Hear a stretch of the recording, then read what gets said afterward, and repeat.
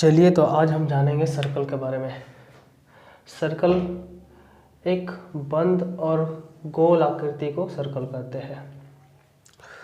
Circle में खास बात है, इसके केंद्र से नापी गई सभी दूरियां बराबर होती है।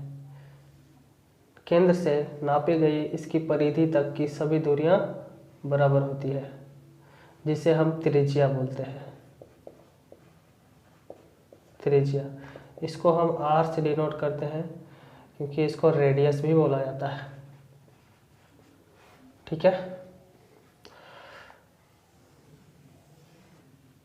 अगर इसमें दो त्रिज्या लिए, एक इधर और एक साइड इधर, ये दो त्रिज्या मिलकर एक व्यास का निर्माण करता है। यहाँ से यहाँ की दूरी को हम व्यास बोलते हैं, जिसको हम डायमीटर भी बोलते हैं। दो त्रिज्या मिलकर एक व्यास का निर्माण करते हैं। अगर त्रिज्या निकालना हो तो व्यास में आधा करेंगे। d बराबर 2r और r बराबर d/2। चलिए तो आगे बढ़ते हैं, वृत्त के कुछ और महत्वपूर्ण पार्ट के बारे में जानते हैं। वृत्त के केंद्र से एक इस प्रकार की आकृति को जब काटा जाता है तो इस प्रकार की आकृति को लघु त्रिज्यखंड बोलते हैं। लघु त्रिज्यखंड। सेगमेंट।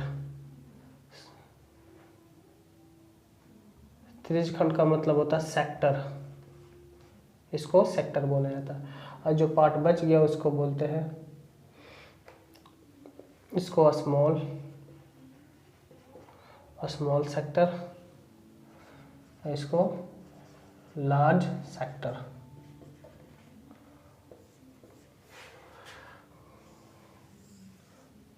यदि वृत्त में केंद्र को छोड़कर कहीं भी इस प्रकार की आकृति को वृत्त में अगर काटा जाता है तो हम इसे जीवा कहते हैं।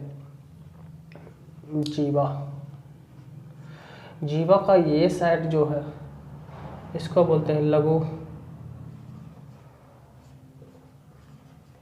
वृत्तखंड। स्मॉल सेगमेंट, इस साइड को बोलते हैं दीर्घ वृत्तखंड। दीर्घ वृत्तखंड।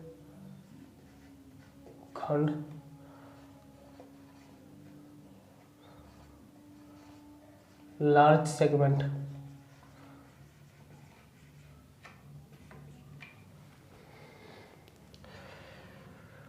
एक वृत्त में वृत्त के यहाँ से अगर कोई बिंदु शुरू किया जाए और इसके चारों ओर की एक चक्कर लगा दिया जाए तो इसे हम परिधि बोलते हैं। तो वृत्त की परिधि निकालने के लिए वृत्त की परिधि, इसको सर्कमफेरेंस भी बोला जाता है।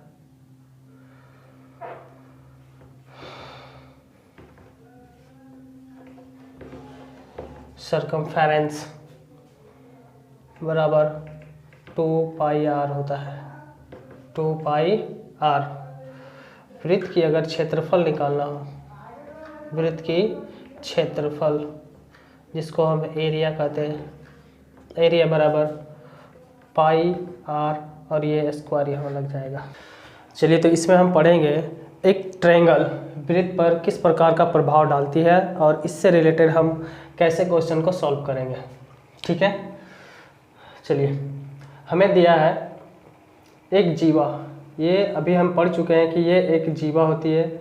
जीवा पे ओसी लंब डाला गया है। लंब डाला गया मतलब 90 डिग्री का होगा, और लंब के ये समकोण डिग्री के सामने वाला जो भुजा होती है ये सबसे बड़ी भुजा होती है। और हम लोग पाइथागोरस प्रमेय से पढ़ चुके हैं। पाइथागोरस प्रमेय से पढ़े कि अगर दोनों में से कोई भी छोटी भुजा निकालना है तो ये बड़ी भुजा में से घटाकर निकालते हैं। कैसे? हम छोटी भुजा का निकालना है तो बड़ी भुजा का स्क्वायर 5 का स्क्वायर माइनस 3 का स्क्वायर पे अंडर रूट डालते हैं। ठीक है, 5 का स्क्वायर 25, 25 माइनस 9 बच के 16, 16 में से 4 निकलेगा, ये 4 का स्क्वायर होता है। AC निकल गया मेरा 4, AC मिल गया मेरा 4। हमें ज्ञात करना है कि AB की लंबाई क्या है। मतलब ये जो जीवा है यहाँ से यहाँ, AB जो है यहाँ से यहाँ डबल होती है, ये डबल है यहाँ से, तो AB 8 सेंटीमीटर हो जाएगा।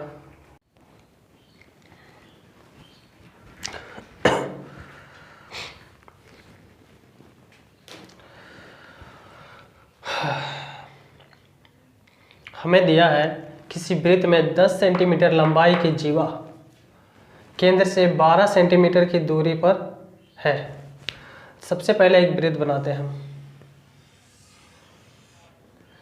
10 सेंटीमीटर लंबाई की एक जीवा है, ये रहा मेरा जीवा, ये 10 सेंटीमीटर लंबाई की है, केंद्र से 12 सेंटीमीटर की दूरी पर है।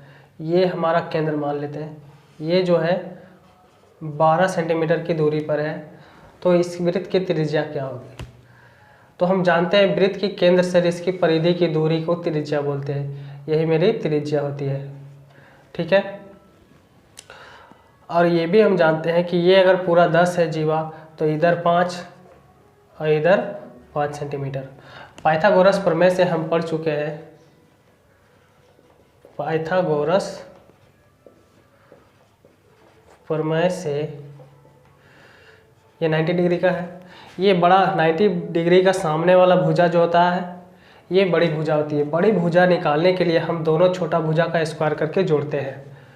तो r का स्क्वायर निकालने के लिए हम 12 का स्क्वायर प्लस 5 का स्क्वायर करते हैं।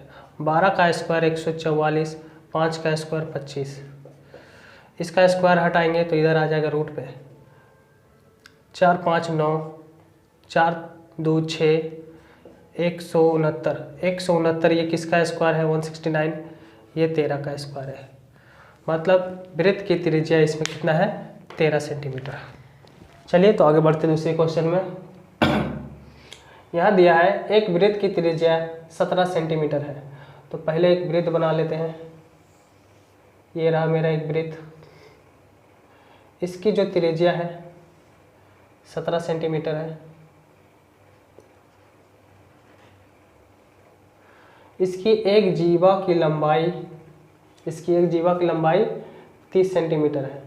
चलो, इसकी एक जीवा की लंबाई जो है 30 सेंटीमीटर। इस जीवा से केंद्र की दूरी क्या होगी? ये पूछा गया है, इस जीवा से केंद्र की दूरी क्या होगी? तो ये 30 सेंटीमीटर है, तो इधर बन गया मेरा 15 सेंटीमीटर और इधर मेरा 15 सेंटीमीटर। यहाँ भी हम पाइथागोरस प्रमेय को अप्लाई करेंगे। पाइथागोरस प्रमेय से क्या जानते हैं हम? मान लेते हैं ये मेरा P है, ये छोटा भुजा है, ये सामने वाला बड़ा भुजा है। बड़ा भुजा का स्क्वायर 17 का स्क्वायर, यहाँ लिखते हैं इसको, 17 का स्क्वायर माइनस ये छोटा वाला भुजा 15 का स्क्वायर का अंडर रूट बराबर P। इसको हम P मान लिए। 17 का स्क्वायर 289, 15 का स्क्वायर 225, 9 में से 5 जाएगा 4 और 8 में से 2 जाएगा तो 6, 2 में से 2 गया तो ख़त्म हो गया। ये मेरा निकला 8 सेंटीमीटर, क्योंकि 64 8 का स्क्वायर होता है। तो ये मेरा जो हो गया 8 सेंटीमीटर। मतलब वृत्त की जीवा और केंद्र के बीच की दूरी जो है 8 सेंटीमीटर है। चलिए, तो ये जो दिया है ये बहुत अच्छा प्रश्न है। अगर आप इसका ड्राइंग बना सकते हैं तभी आप इसको सॉल्व कर सकते हैं, वरना नहीं सॉल्व होगा ये। चलिए तो देखते हैं कैसे सॉल्व होगा ये। यदि AB 12 सेंटीमीटर है, BC 16 सेंटीमीटर और AB रेखाखंड BC पर लंब है और A, B और C से होकर जाने वाले वृत्त की त्रिज्या क्या होगी? ठीक है, तो पहले हम बनाते हैं ए बी सी से होकर जाती है एक वृत्त की जो परिधि है, किनारा जो है ए बी सी से होकर जाती है। ए बी दिया है 12 सेंटीमीटर और B C 16 centimetre. A B रेखाखंड जो है बी सी पर लंब है। ए बी जो रेखाखंड है ये बी सी पर लंब है। मान लिए कि ये रेखाखंड जो है ए है और ये बी सी है, तो ये बी सी ए बी जो है बी सी पर लंब है। और जो वृत्त जो है इस तीनों किनारे से होकर जाता है, तो ये जो वृत्त जो बनेगा इस प्रकार बनेगा। और ये वृत्त का जो हो गया, ये वृत्त का व्यास हो जाता है, वृत्त का व्यास हो गया। ए बी दिया है 12 सेंटीमीटर, बी सी दिया है 16 सेंटीमीटर। हमें बड़ी वाली भुजा निकालना है। बड़ी वाली भुजा को भी निकालने के बाद उसको आधा करना है, क्योंकि ये व्यास है, इसकी त्रिज्या निकालना है हमको, इसलिए आधा करना है हमें। ठीक है, तो हम पढ़े हैं पाइथागोरस प्रमेय से बड़ा वाला भुजा निकालने के लिए। यहाँ पे मेरा भुजा है ए सी, ए सी का स्क्वायर इक्वल टू 12 का स्क्वायर प्लस 16 का स्क्वायर इक्वल टू 12 का स्क्वायर हो जाएगा 144 प्लस 16 का हो गया 256। इसको जोड़ेंगे तो ये हमारा निकल जाएगा 0 4 5 9 10 की 0 3 1 4। ये 400 जो है ये 20 का स्क्वायर है। ए सी निकला जो है ये 20। यहाँ से यहाँ की लंबाई मतलब व्यास, ये जो निकला है ये हमारा व्यास है। ये जो व्यास निकला है 20 सेंटीमीटर है, तो इसकी त्रिज्या कितनी हो जाएगी? त्रिज्या इसकी आधा होती है। हम पढ़े हैं R बराबर D/2 20/2 इक्वल टू 10 सेंटीमीटर।